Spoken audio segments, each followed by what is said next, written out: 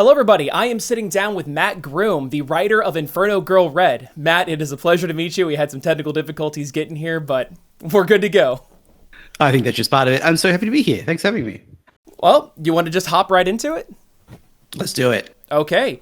Well, from what I hear, you are the tokusatsu guy. You've got your Ranger Danger podcast, and you basically taught Kyle Higgins most of what he knows about the genre. Yeah, I mean, I would say tokusatsu guy perhaps within our little group. And it's probably me and Mr. Massiverse, Michael Pasutil, who's the editor of the Massiverse line, who also does the Ranger Danger podcast for me. So I feel like we kind of share that responsibility within the group. So what was your introduction to tokusatsu? Oh, absolutely. Power Rangers. It was Mighty Morphin. It was after school. Running home when I was like 5 or 6 years old to catch episodes. Of course, at that point, I had no idea about the connection to Japan. But as I grew older, my sort of attachment to Power Rangers never really went away, as demonstrated by the podcast. And it really was through the podcast that I explored the show's roots, which led me to Super Sentai and then to Kamen Rider and that whole incredible world. And if I'm correct, you're from Australia, right? That's right. So in my trips to Japan, I have met more than my fair share of Australians because of how relatively close that Japan is. Have you had the opportunity to make it up there? I haven't. We've talked about that within our little group for a long time. It's my definitely number one on my list of places that I desperately need to get to. And we've talked before about like a little Massiverse trip. One day, maybe if we get our books translated into Japanese, we can make it a big team event to go to Japan. So I would absolutely love that. That makes a lot of sense because I especially think that pretty much everything Massiverse would fit right in at Tokyo Comic Con and the Brave and Bold Comic Art Expo, which happens a week before. So you mentioned getting your books translated into Japanese. I feel like that's such an obvious crossover there in terms of general appeal because a lot of your books, especially Inferno Girl Red, takes a lot from tokusatsu. Are there any plans to get them translated to Japanese? Oh, I think our standing policies, we would love to. And we just have to find the right partners. It's a process that goes through Image Comics, and we have to find someone who's willing to work with Image and, can set up all that stuff on their end. But we're growing it progressively. I think we've got Italy, Brazil, Spain, I think, under the belt thus far. Oh, no, maybe Brazil's sort of still in the works. But it's Japan's way up on the list. I mean, some of the best reception that Kyle and I's Ultraman work at Marvel has gotten has been from Japanese readers on Twitter. So I feel like there is definitely the market there. We've just got to figure out the way in. Well, do you feel like you're kind of boxed in with tokusatsu? Because a lot of the stuff that you've been doing in your solo work or your co-writing with Kyle has been very much in that vein. I know you guys are about to do that Batman comic, right? Yeah, absolutely. It's definitely something on my mind that I never want to, ever do the one thing or like even claim any sort of like ownership over that area. I definitely want to make sure that I'm expanding out as well. For example, Kyle and I are doing the Spider-Verse versus Venomverse book. They'll be coming out in just a couple of weeks, actually. So we're always looking for stuff that's like sort of outside of that realm. But it's interesting. The case of the Batman book that Kyle and I are doing together, we actually pitched that 4 or 5 years ago at this point. And then it sort of fell apart because of editorial changes at DC. And then it just so happened that Matt Levine, who you said at the Power Rangers book, came to us and said, "Hey, do you guys want to do anything?" And we said, "Look, we have this pitch from forever ago." So it was more a legacy of our intention a long time ago rather than sort of any active plans moving forward. But it was such a cool opportunity, and getting to work with the Inferno Girl Red team again and get Dan Moore involved, like, we're not going to say no to that. So. Oh, yeah. I mean, I don't know how Dan Moore is able to keep turning out page after page. I feel like they have that guy chained down in a basement. It's incredible. He's a machine. It's honestly, even being inside the operation, I still don't understand it. We'll send him prompts for a cover idea and get stuff back within like 24 hours. I've never seen a man work that hard and still have just the most impeccable level of quality as well. It's not like anything is lost in his speed. Oh, yeah. That one of a kind, that guy. Well, so you mentioned Kyle because you guys do a lot of co-writing together.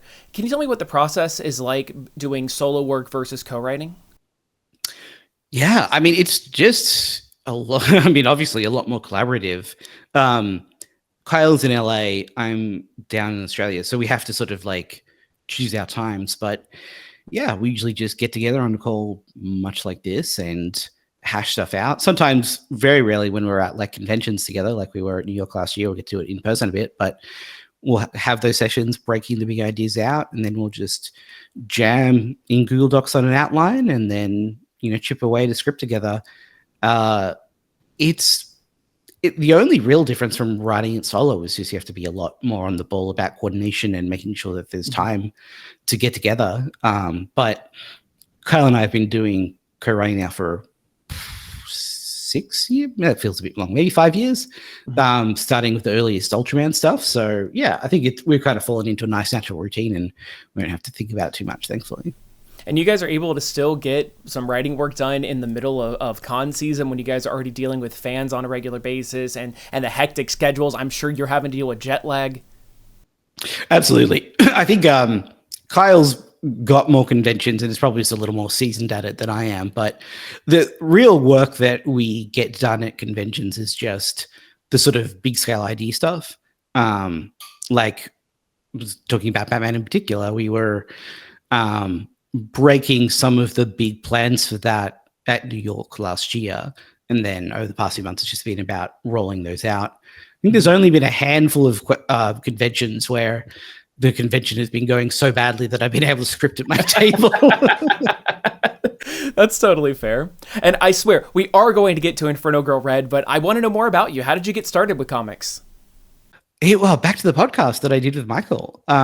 We were doing this podcast about Power Rangers, and through that, one of our listeners actually reached out to Kyle, who was about to start his run on Power Rangers at that point, and said, "Oh, you should get him on and have talk to him." And we did that, and Kyle seemed like the experience and suggested that we do every single month a director's commentary style look behind the scenes at the issue. So it got to the point where we were talking every month, and then it became a lot more than that. We just started chatting as friends, and we'd talk about story and what we liked about writing, what we didn't. And at a certain point, Kyle said, "Hey, you seem to have a good head for this stuff. Have you thought about writing comics?" And I said, "That's all I've ever wanted to do. I just didn't want to ask my one comic friend, like, hey, can you give me a comics job, So he got me to write a test script to see what I could do. And I did that. And I sent it through to him. And he said, I love this. I want to be the editor of it. We'll take it to Image and it'll be a series, which shocked me because that was not what I thought that was going to be. And that was self-made, right? That was absolutely self-made. My first ever comic. Yeah. Wow. And yeah, from there, it was sort of off to the races. We did self-made and did like a little bit of Power Rangers work. And from there, they reached out to Kyle about Ultraman, and Kyle said, "Yeah, I'll do it, but I'll need Matt's help on this." And I jumped on that, and then yeah, everything's kind of flown from there. Well, so this job is everything that you've ever wanted. So what's it like getting into this industry and then also getting to contribute to Power Rangers, something that you loved so much, and now you're actually part of this big tapestry of the franchise? Oh, it's incredible. Yeah, I mean, to the first part, to comics, I love comics so much. I think that, some people very understandably and fairly, I think, see comics as part of their writing mix. Maybe they'd like to get into film and it's sort of part of that journey, but I would be so happy if I was just doing comics the rest of my life. I think what it is like, I love collaborating with people. And I think in comics, it's the perfect number of people where it is, you're not just like writing a novel and sitting alone by yourself in a basement, trying to crack something. You are working with other people, but it's a small enough amount of people where everybody can have a really game-changing amount of influence. Everybody is fundamentally important, and you can know everybody on the team very personally and very well. And I think there's just kind of nothing better than that. I think for that reason, there's just no better medium than comics for that experience of making cool art with cool people. As for Power Rangers, yeah, I have a very strange relationship with the show in some ways, because in doing the podcast for over 10 years now, we've watched hundreds of episodes, and it's a children's show that a lot of the time isn't very good, but I still love it with all my heart. And getting to contribute to it in small ways was very, very meaningful to me. It's it's hard to just describe the strangeness of, like, most recently I co-wrote a story with Steve Cardenas, who was the second Red Ranger in Mighty Morphin, for an annual special. And he was just a delightfully nice guy who really had like opinions about his character from the show and like a vision of what he wanted to do. And if I had gone back in time and told my 6-year-old self that I'd be working with that guy to make Power Ranger stuff, I think his little head would have exploded. So yeah, it's great. That's awesome. So tell me about Inferno Girl Red. What was the inspiration behind that? A few different things, actually. Two of them, weirdly, are Spider-Man related. I went and saw Spider-Man Into the Spider-Verse, and I think like everybody who saw that film had my mind kind of shattered by how good it was. Oh, for sure. And I just was like, there's so much vitality to the superhero genre left, and so much expressiveness that maybe is a little underserved in comics. And like, I want that youthful energy to come through. And then really one of the driving ones was I was in a Facebook group for my local comic book store down here in Australia. And someone was asking for recommendations for her 12-year-old niece, I think it was, of good places to start in comics, because she'd been watching the Marvel movies and kind of wants to make the transition. And I got a little stuck on the question, because I know that what got me properly locked into comics was Ultimate Spider-Man. Oh, absolutely. Which, I will fully stand by. It's great, but it's also, 10, 15, I'm not sure how old at this point. And it feels a little bit, not in the quality of the story, but just in the style and vibe of it. Like, it is just a little older.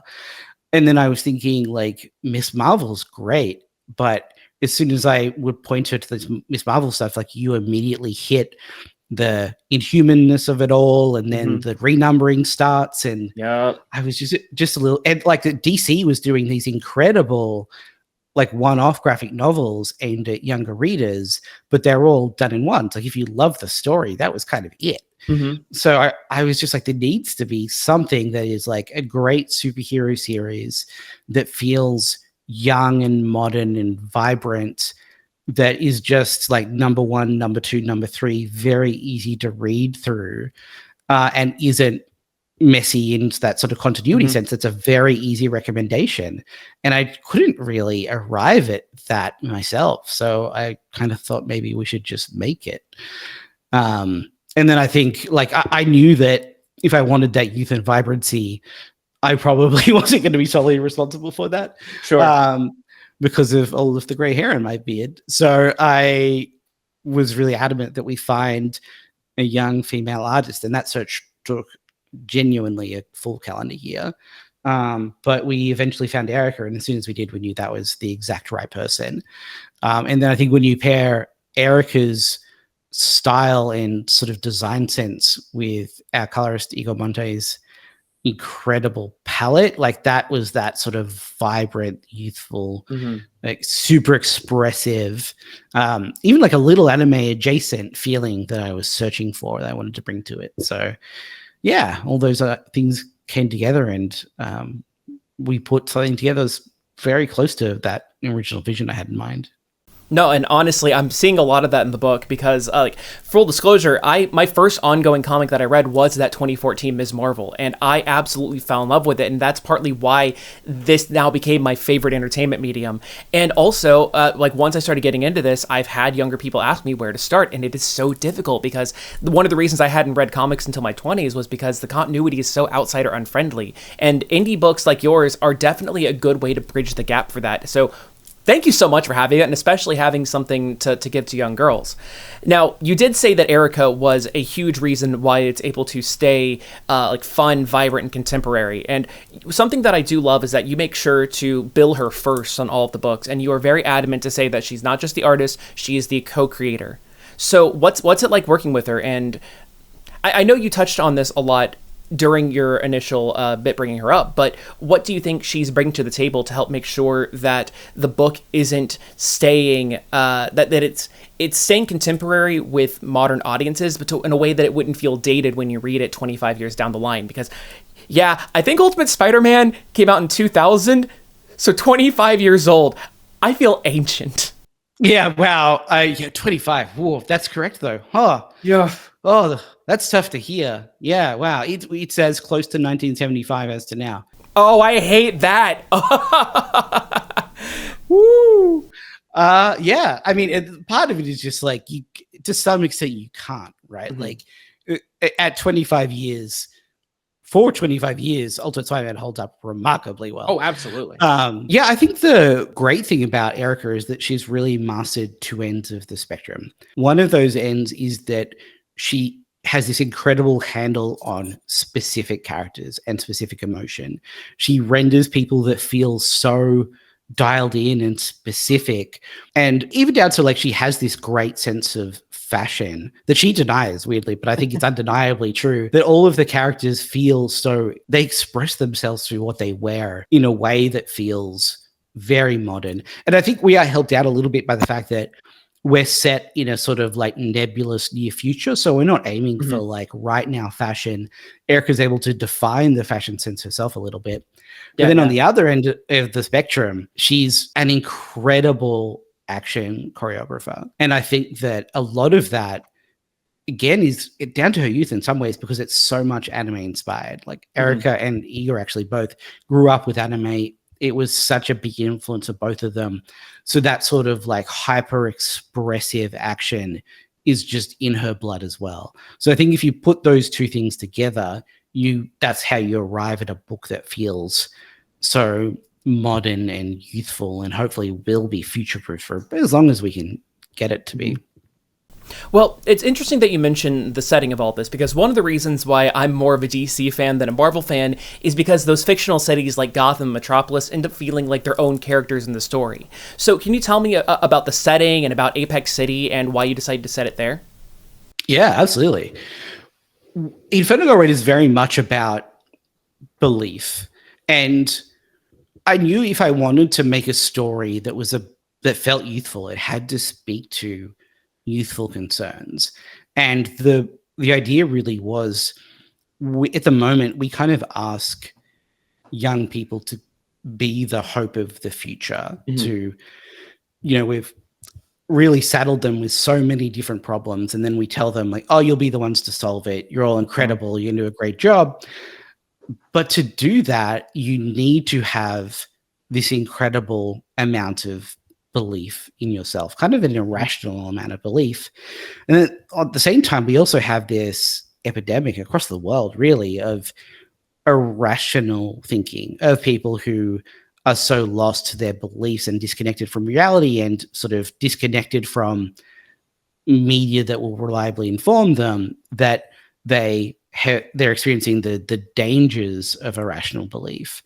So Inferno Girl Red is very much about that balance you have to strike of believing to an almost irrational extent so that you can achieve great things and make this change in the world, but not slipping over into like losing that total disconnection with reality. And Apex City became a really important representation of that. We want Apex to really represent the idea of hope. Like, it is an idealistic place. It's a place that things are going just way more right than just about anywhere else in our world, in terms of how they treat each other, their relationship with the environment, how they construct communities, how education works.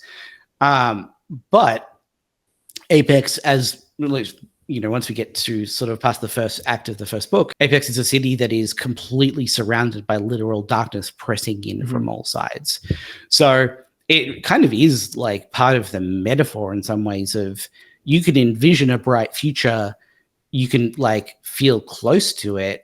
And I know like a lot of young people do feel like they have progressive communities around them that like they can see a vision of like, if we extend this out, it could be great, but darkness literally is pressing in on all sides, and it's very hard to maintain that belief that you can sustain it. So that was kind of the like story mechanics inspiration from Apex City. And then Erica and I just sat down with a Pinterest board actually and just started going like, this is the vibe, this is not the vibe, essentially, and created in some ways our kind of ideal city that is pretty densely populated, but still feels, it's very walkable. There's a lot of public transportation. There's plants everywhere. There's community gardens. The architecture is amazing, but sort of still in sync with nature. Yeah, and basically just wanted to build the city that both of us would love to live in the same way that, you know, the appeal of something like Harry Potter, you know, at least in the past, was you could imagine yourself going to Hogwarts and it was an amazing magical land, and just the dream of imagining yourself in that space is as fun as anything else. So we wanted to try and bring some of that to Inferno Girl Red. Oh yeah, absolutely. Like nature and technology is the exact intersection that I adore, and Apex City is absolutely my dream city as well. It's been so fascinating to immerse myself in all of that. But why not have that in the main Massiverse universe? I think Kyle explained it, that Inferno Girl Red is just one universe over to the left. Were you not able to bring that future city in as well? Because like you did mention that that Apex is the pinnacle of the world, and that not every city is like that. So why not have that in the main Massiverse? Yeah, I mean, that's an excellent question. Some of it is just down to the fact that way back at its inception, there was no Massiverse. Mm-hmm. But Inferno Girl Red, Radiant Black, and Rogue Sun all predated the Massiverse. Oh, really? Their sort of like original incarnations. Yeah, it just in terms of like when we were developing them initially. And then we sort of had the idea, because we all knew each other, we had a great creative relationship, to sort of like bind them together. And I think our initial thinking was we didn't want, going back to what we were saying before about making sure that the books were very easy to read and you didn't get lost in continuity and crossovers and that sort of thing. We never wanted the books to kind of derail each other or make you feel like you had to read other books for extra context. So we wanted to keep them relatively self-contained. And I think my thinking was the level of technology in Apex felt like if you didn't see that appearing in other places, it would feel a little odd. And also, if an entire city disappeared from America and it wasn't kind of mentioned in Rogue Sun or Radiant Black, that might be a little odd. Yeah, that's fair. That's like those sorts of things. And it felt easier to just kind of like bubble universe off to the side a little bit. To be honest, to this day, I'm not completely convinced that I was correct in that. We probably could have just had them all exist in one like literal universe together. But yeah, I kind of go back and forth on the subject, to be honest, and we've made it work so far. I think what helped was when I was building Inferno Girl Red initially, it always had multiversal elements to it. And that's something that we were able to sort of like seed out a little bit in some of the supermassives, particularly 2023, the second one. I wanted to ask you about that as well. Yeah, so it like we found ways to sort of make it work, and the Massiverse ultimately became additive to the world of Inferno Girl Red. But because it was organic, yeah, we just kind of had to make some decisions on the fly. Yeah, so that actually ties in really well into my next question, which is about that supermassive, because we did see an older medieval Inferno Girl Red. Now, is she also from this alternate universe, or like, because it was an odd like time and space bubble for that?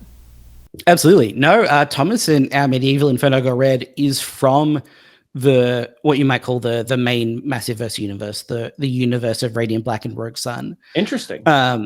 Yeah, because when I was building Inferno Girl Red, the idea of the bracelet that gives her powers and it moving from one woman to another when needed to sort of fight back the darkness was sort of baked into it very early on. And I knew that at some point I'd like to sort of explore some of those previous incarnations, but I also didn't want to just limit it to their world. I really like the idea that this force that Cassia is fighting isn't just limited to our universe. It's sort of all of creation.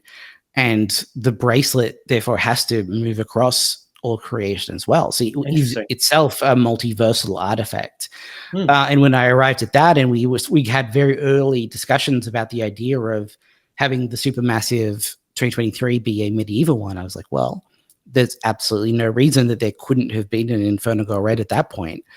And then there were other lore aspects about Inferno Girl Red that I understood, but hadn't really been unfurled in Inferno Girl Red at that point, about the toll it can take to wield the bracelet over many years, that we got to reveal in Supermassive first for readers who happened to pick that up, because of that robust understanding I had of the world that we were building, and just the opportunities that Supermassive affords to sort of like break out of the usual story and explore different avenues. So that actually ties in really well with two questions that I had, because one of the core themes of Inferno Girl Red seems to be legacy. And for one, Cassia's relationship with her mother seems to be really important, which is something that you don't really get to see in superhero stories. The parents either are killed off or pushed to the side. So I'd love to hear more about that. But also, Inferno Girl Red is a mantle in its own right. So what are you trying to explore with that?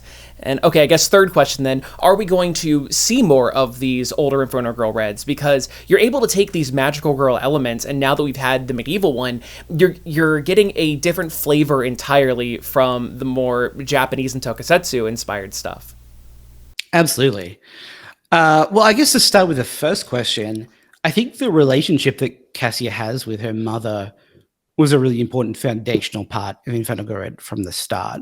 Because I knew I wanted it to be a book about women and the relationships between women. And I think that I guess as you said, the relationship between Cassia and her mom, to me, feels quite different to any superhero parent relationship we've really experienced. And that was really just a result of me, having read probably way too many comics, looking for a new way in, right? A new angle. Like, I always want to try and find the, what's fresh territory here.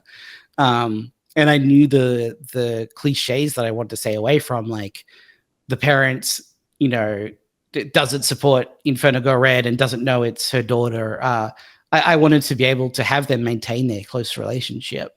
So that was really important to me. And then that kind of extended out too to Cassia's friend group that she's developing, and the head of the school, Dr. Caro, all of these characters, making sure that they had interesting and different relationships with each other. Then to the idea of legacy, I think part of it is that sort of that idea of connections between women, and this idea of that extending sort of almost infinitely into the past. And I always just love when you start a comic series and it suddenly immediately feels like that world has existed for a long time. It doesn't feel like it pops out overnight. And I think that was one of my learnings when we were constructing the Ultraman book for Marvel, because as much as Ultraman is an existing property, we got to create our own Ultraman universe, which came with its own world history. And that was a really unique opportunity. And I really relished the idea that from the very first issue, we could put seeds into place of what happened 40 years ago, what happened 20 years ago, all of these forces that are impacting people today when the story starts. And I wanted to take that same approach to Inferno Girl Red where I started, so that there was an Inferno Girl Red that existed in Apex City before Cassia, that she had her own adventures, her own life. And then there is that grander sense of it, across the multiverse before that. So yeah, it was always really important to me. And I love the opportunity to get Erica to design new Inferno Girl Reds. That's fair. Gives you this ultimate excuse to just keep going. And yeah, absolutely. I think we absolutely intend on exploring that idea more. Obviously, you've already seen Thomason in Supermassive, and maybe you'll get a few more little glimpses in Inferno Girl Red book 2. And I think that one of the things that we're looking at is having creative control of the Massiveverse means that we can really control our expansion. And setting Inferno Girl Red up in this way means if we ever explore other media or other avenues, we don't necessarily have to just try and directly adapt a comic which is built to be a comic. Maybe we'll follow the story of another Inferno Girl Red in a different sort of way. And that's an opportunity that I'm really excited about. Whether or not that eventuates, who knows? The world is an unpredictable place. But yeah, it's certainly on our minds, the possibilities of expanding it out and seeing, much more outside of Cassia as well. It'd be really interesting to actually see like a tokusatsu of Inferno Girl Red. That would be the ultimate multimedia. Man, like, yeah, from your mouth to God's ears. I would be so delighted by that. Well, you're taking a very different approach for the way that you're releasing your books compared to everybody else in the Massiverse. And I'm sure a lot of this came from when, like you mentioned, that this idea came before the Massiverse was even a twinkle in Kyle's eye. So Kickstarter, that's how you're funding and releasing your comic. Now, of course, it's going to be getting wider distribution as soon as the backers get it all, but why go this route? And do you feel like it changes the way that you write as opposed to either a week by week or just releasing it as a graphic novel through Image? Yeah, absolutely. It really came down to that origin that we're talking about before of wanting to make something that felt friendly to readers who are coming in from outside of comics. And I felt that the narrative shape that they're going to be most comfortable with is a novel. And I knew that before we even really realized we could do sort of oversized single issue releases, that if it was to have the shape of a novel and not feel odd because it's broken up into 20-page chunks for the direct market, the only way to fund that, at least for unknowns like us, was through Kickstarter.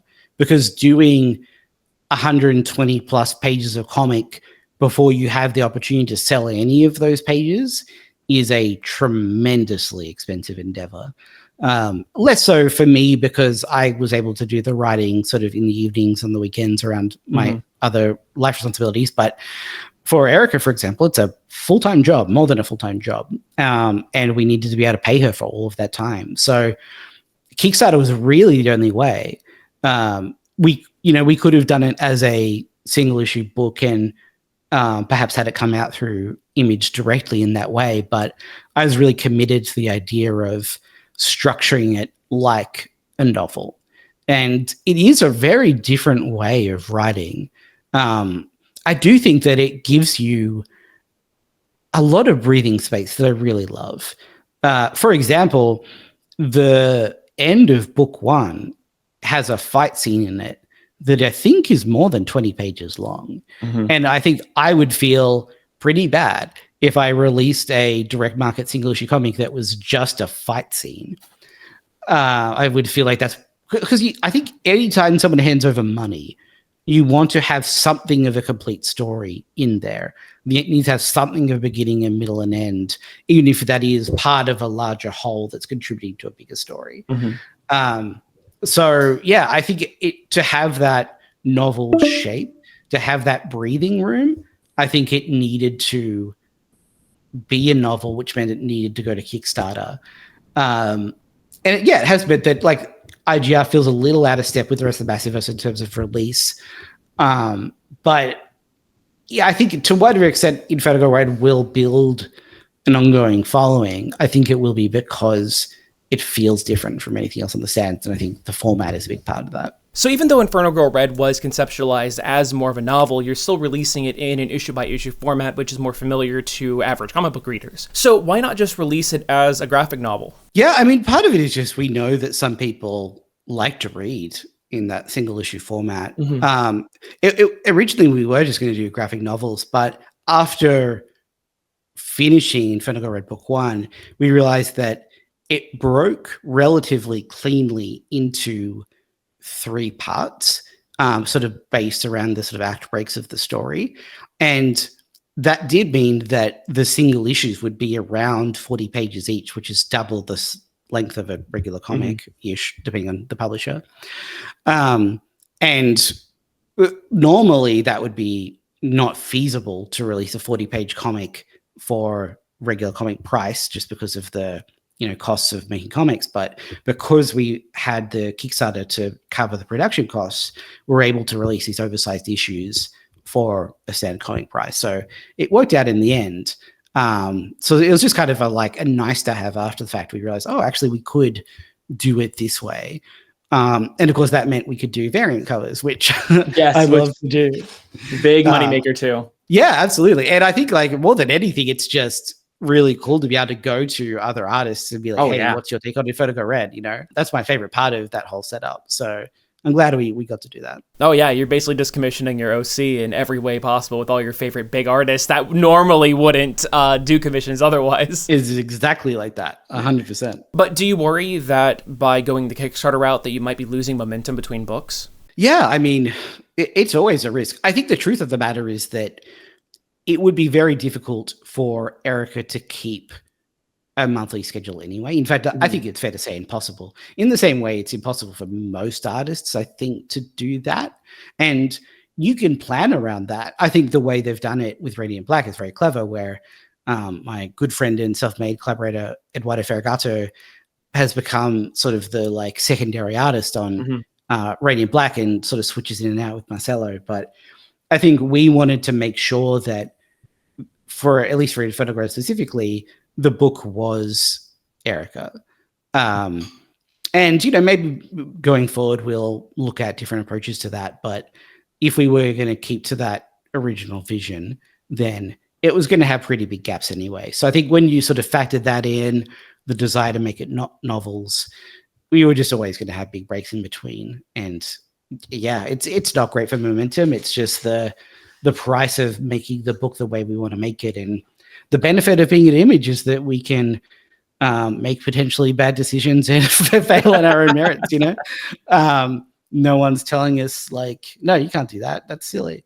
We can do the book the way that we feel is the purest form of the story, and the consequences are on us. That's totally fair.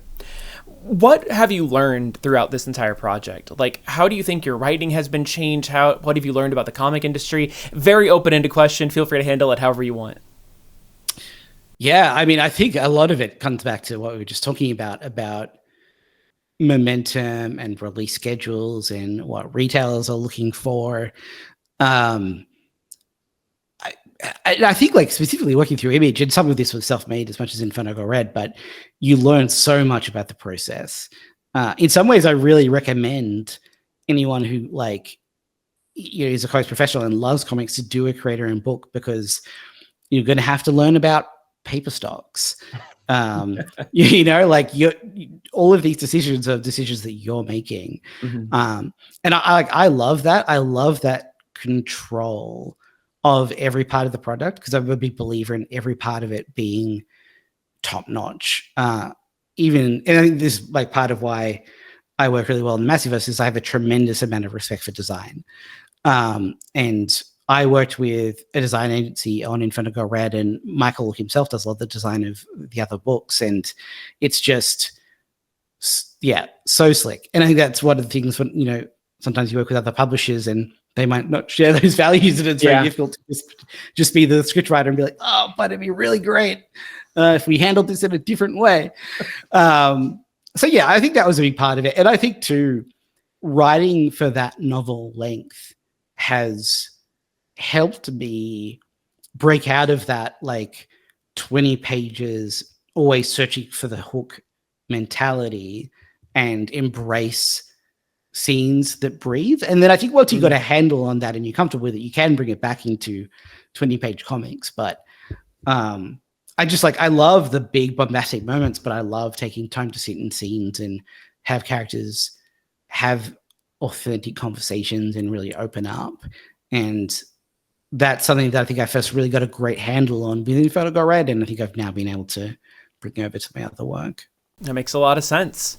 Well, are you planning on doing any other books in the Massiverse, or are you just going to be strictly focusing on Inferno Girl Red for this? I think just Inferno Girl Red for now. I mean, sure. Who knows? It's a big ask. The future holds. Totally. Yeah, absolutely. And, you know, I'm off experimenting in other places as well. Anything you can talk about? Some of the stuff we've kind of mentioned in passing already. Kyle and I are doing Spider-Verse versus Venomverse at Marvel, which led to me learning about a dozen characters and then inventing a couple myself, which is tremendously exciting. Well, while you mentioned Spider-Man, I hate to interrupt you there, but one thing I wanted to bring up is that one of my favorite tokusatsu series is that Japanese 70s Spider-Man, and I think that you would be incredible getting to write that character.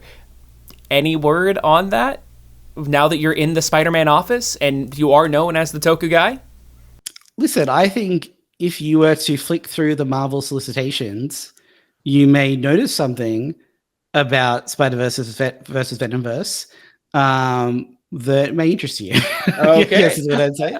I usually don't read the solicitations. I like to be surprised when I read a book. I would love if every comic reader was that way, to be honest. I think solicitations are a necessary evil, and I hate that they ruin stuff. Well, I might have to look through if you're telling me that the emissary from hell is going to be showing up. I think you might be pleased in that way. Okay. And I think that opens up some avenues of exploration that you might have hit upon organically that converge with my interests. Excellent. Well, sorry to interrupt you on there, but yeah, let's talk about your other projects. Absolutely. That and Immortal Legend Batman. Again, weirdly, everything's converging, but it's a little tokusatsu influence, but it's also a like science fiction space western as well. We are completely reinventing Batman. It's our entirely new take.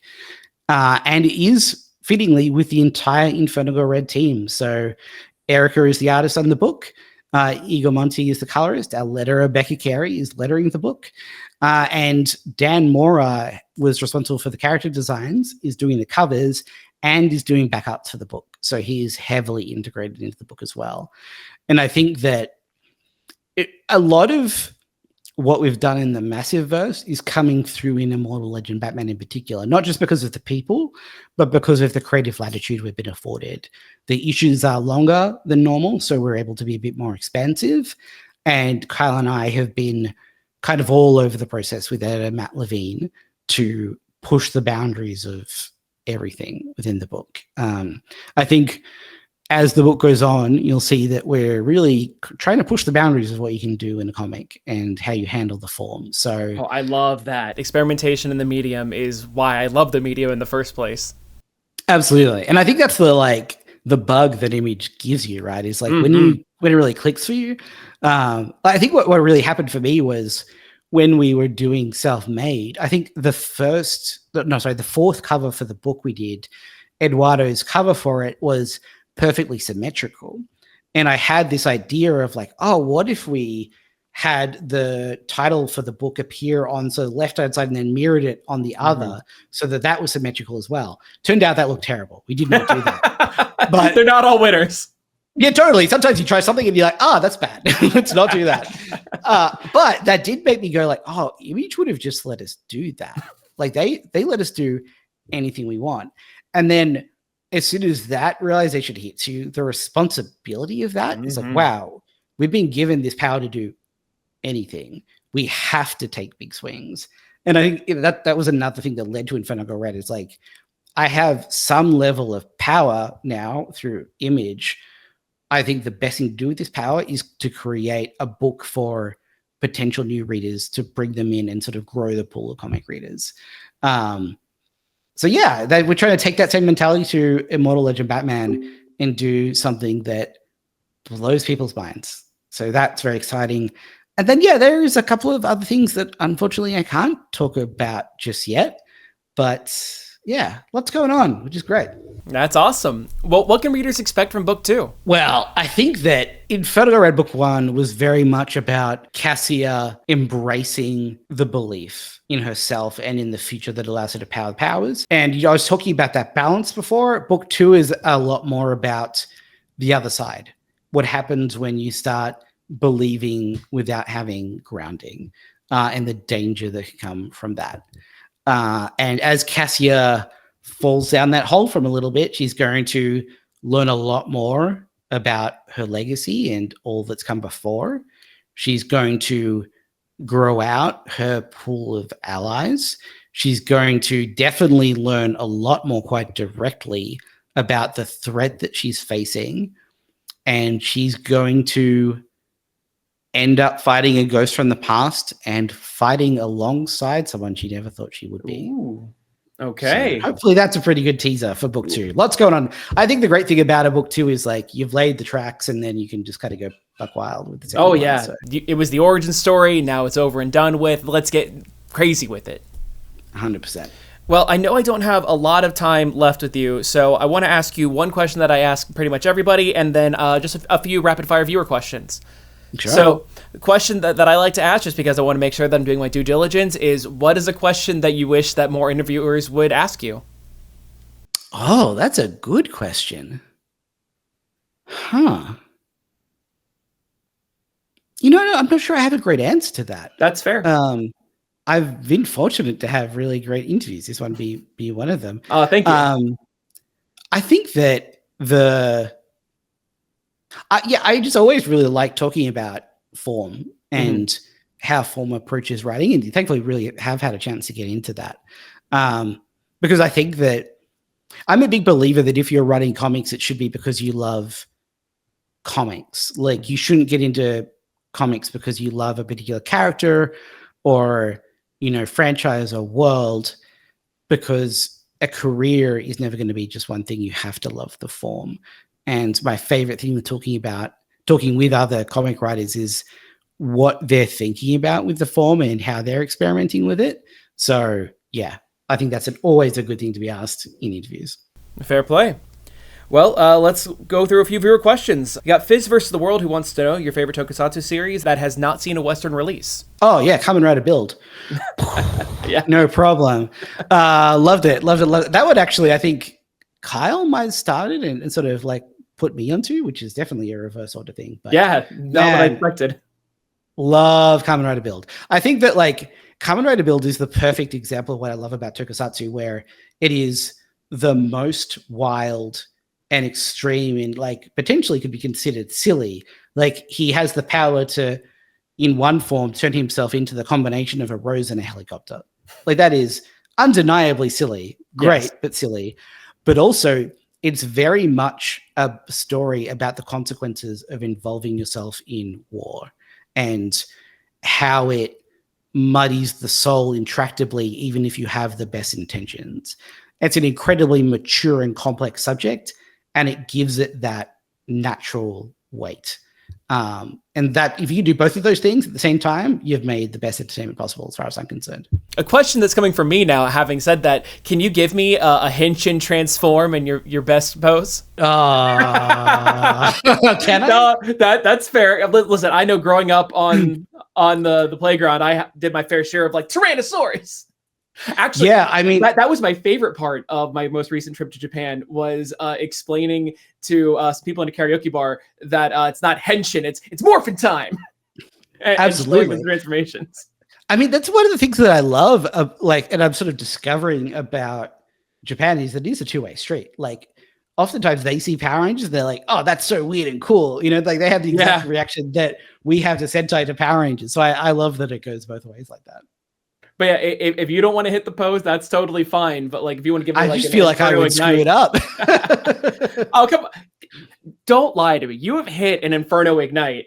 Just like, I don't think literally like that one in particular. I don't. When you're alone in your room, you haven't like embraced your universe and that childlike wonder. No, and I think that's an indictment of me. I think part of it, maybe it's psychological. So we got those Inferno Girl Red helmets built for the Kickstarter that you could kind of see just half off camera. I bet I bought it. You might also see it if you talk to Kyle. He might have it in frame as well. But it doesn't fit on my head. It fits Erica's perfectly, but I have just like too big a noggin. And I think maybe that's done a number on me psychologically. I think I've like been disconnected from my childhood imagination because I wasn't literally allowed into the costume. I know that like tonight you're gonna be brushing your teeth and be like, okay. Yeah, I mean, now that you've planted the seed, I'm definitely gonna have to practice. This is from @Mr. Rant. What are your favorite comics or just some that you enjoy that are currently ongoing? Oh, that's a good question. Well, I mean, for Spider-Verse versus Venomverse, I've been getting really into Venom. And to be honest, it's a character that I never had a natural affinity for. I think purely just down to a lack of exposure. But I went back and read all the Venomverse stuff, but also the Donny Cates run. You read that? I was about to say you read that Donny Cates. That's what makes anybody a Venom fan. Donny Cates, like, fantastic. But also after that, the Al Ewing and Ram V stuff, like, it's very interesting, excellent, very psychological. Yeah. And it's very different to Donnie's stuff, but I feel like it treats Venom with the same level of intellectual respect as Donnie's work, and I think that's the key. It takes it in a very different direction, but I think there's just so much potential to Venom and the idea of symbiosis and two beings that have to coexist that, yeah, obviously Venom's not underrated. People love Venom, Sure. but I have been very enamored with Venom lately. That's awesome. Quick one. This is from @SteveBall4. Boxers or briefs? Well, you know what? I kind of have gone through a transition in my life. Maybe it's age, but I go towards briefs now. Used to be all boxers, but yeah, briefs these days. Yeah, I think I've gone through that exact same transition as I get older. I guess just something about once you hit a certain bit, it's like in your biology just clicks. I don't know what that gene is, but it just sort of like transforms. And you're like, oh, I guess it's happened. That's fair. Yeah. Last one comes from Alex Maximoff 616. They want to know if you have a puppy and if you can show a picture if you do. I grew up with dogs and I love dogs. I've just never had the space for a dog as an adult. I do have a cat, and I love my cat. You want to see if I can find a cat photo? I would love to see a cat photo. See if I can get that up in front of the camera in a way that... Oh, cute. I love how you can see how big the eyes are even from the webcam. Yeah. He's a little cutie. Love him. What's his name? Ori. That's a good name. Ori keeps me company while I'm running comics. He has a little heated bed on my desk, and as I'm tapping away, he comes and he sleeps. And yeah, just keeps the space warm. That's a great cat name. One thing I should recommend is, I don't know if you're much of a gamer, but Steam has this new program called Bongo Cat, and it's that Bongo Cat meme typing away, and it overlays it on whatever you're doing. So as you type, he's tapping away, and you can put little hats on him. It's incredible. I do a lot of tapping away at my keyboards, and so that sounds perfect. While writing this Massiverse script, when I'm covering all your books, he's just been there, and it's really made the process a lot of fun. Truly, I'm going to go straight from this interview to that. Well, Matt, thank you so much for joining me. This has been an absolute treat, and thank you for bearing with my technical difficulties. I have been so excited to dive into Inferno Girl Red. I am about halfway through the draft that you sent me for book 2 and loving it so far. So I'm just excited to see everything that you have going forward. Thank you. I really appreciate it. And thanks for having me. I love people who are passionate and do deep dives into comics. So you do a service to the industry, and I really appreciate it. Thank you. Thank you. Well, how can people find you if they want to keep in touch? Oh, yeah. I'm on what I refuse to call anything but Twitter. I'm at Matthew Groom. Matthew has 1 T. And on Blue Sky, I think I'm Mat Groom.